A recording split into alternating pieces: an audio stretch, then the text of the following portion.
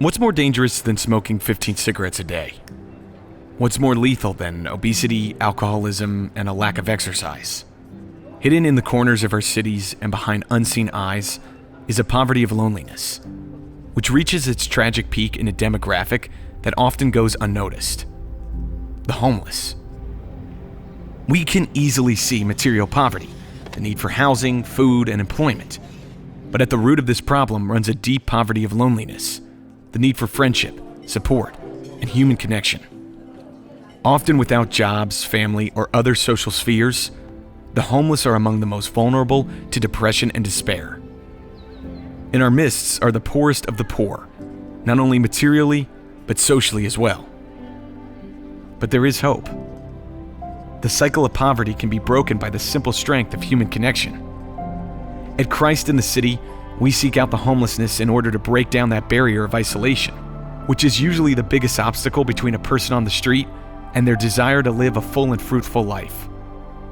Healing for our homeless friends and our society at large doesn't happen without relationship. That's why Christ in the City missionaries walk the same streets in the same city several times a week, all year long. We go out with no agenda other than building that human connection, meeting the homeless in friendship. We approach people with a willingness to listen, seeing them as a person to be loved and not a problem to be fixed.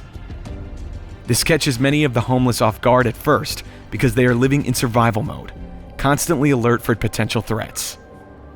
Encounter and relationship is not a one-time event. We walk the city over and over, simply listening, loving, and being present to those we meet. In time, trust is built, and that friendship opens the door to a better understanding of their own dignity. That human connection is the catalyst for our homeless friends to take advantage of housing, sobriety programs, and job opportunities, to overcome the depression and loneliness that is often so paralyzing. As our friends recognize that they are worthy of being loved and capable of maintaining relationships, they often begin to reconnect with family and start a journey of healing that changes the course of their lives. Imagine if every city had not only soup kitchens and shelters, but people who were there just to help the homeless know they have a home in us. And what is a home but a small taste of Christ's infinite love? And what is love but being fully seen, known, and valued? Join us as we seek to truly see each person on our streets and bring the love of Christ in the city.